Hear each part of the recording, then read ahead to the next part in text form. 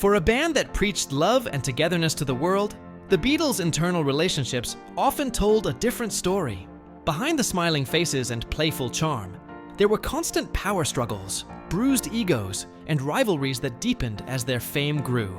Within this dynamic, George Harrison, forever labeled the quiet Beatle, endured years of being overlooked. His songwriting, though increasingly profound, was routinely overshadowed by the creative dominance of John Lennon and Paul McCartney. When the band finally disbanded in 1970, George's years of frustration erupted into a burst of creativity. His debut solo effort, All Things Must Pass, was more than an album. It was an emotional release, a declaration of independence. Yet instead of receiving encouragement from his former bandmates, George was met with ridicule. John Lennon, in particular, mocked him cruelly, reportedly calling the album cover image like an asthmatic Leon Russell, and sneering at the fact that Harrison had dared to issue a triple LP. It was a bitter jab, especially coming from someone George had once admired and respected. During his time in the Beatles, George's artistic contributions were frequently brushed aside. Even as his music matured, his songs were often treated as secondary compared to John's or Paul's. That creative suppression built up over the years, leaving him filled with ideas he never had the chance to record. He once described the experience as a kind of creative constipation, a painful backlog of songs waiting to be set free. Once the weight of the band was lifted from his shoulders, he poured everything he had into All Things Must Pass, crafting an ambitious and deeply personal record that stood as proof of his own artistry. Freedom, however, came with its own doubts. After so long being dismissed, George struggled to trust himself. In a 1977 conversation with Crawdaddy, he confessed that the Beatles' years had left him insecure about his musical judgment. He admitted that working on All Things Must Pass was both exhilarating and frightening. Surrounded by new collaborators, he second-guessed his ideas, until he began to see the excitement and respect in their reactions.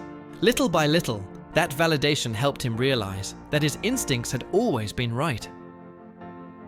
When All Things Must Pass was released, it became a triumph on every level, critically acclaimed, commercially unstoppable, and emotionally cathartic. Songs like My Sweet Lord, Wah Wah, and What Is Life connected with listeners around the world.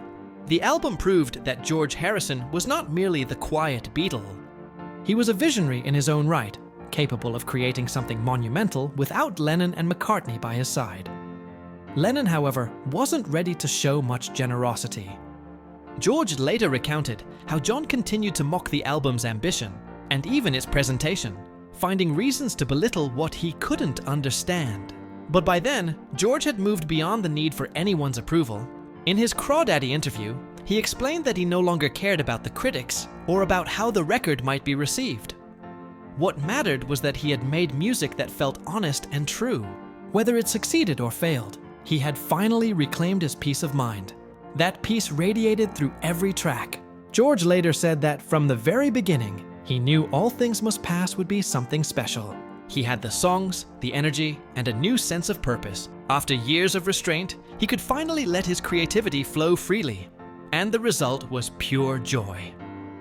Even John Lennon, in a moment of reluctant honesty during a 1970 Rolling Stone interview, admitted that George's record was all right, even suggesting it was stronger than Paul's solo debut.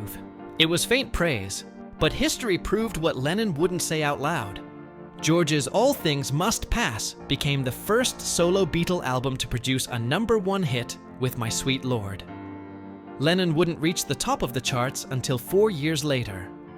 In the end, All Things Must Pass wasn't just a collection of songs. It was George Harrison's emancipation. It marked the moment he broke free from the creative constraints, the dismissive voices, and the shadows of his past.